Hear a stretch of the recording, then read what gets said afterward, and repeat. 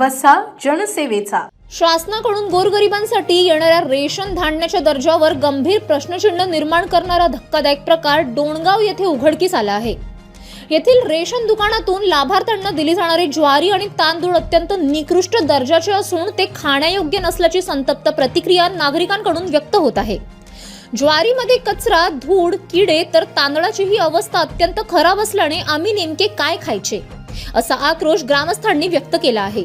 मिळालेल्या माहितीनुसार धान्याचे वाटप 20 तारखेला होणे अपेक्षित होते, मात्र ज्वारीची चाळणी करायची आहे असे कारण देत प्रशासनाने 6-7 दिवस वाटप लांबणीवर टाकले।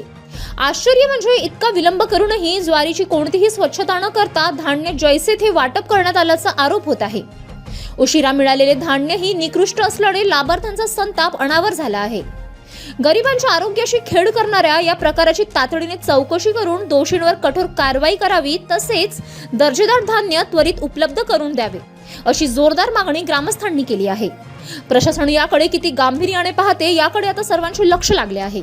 City news.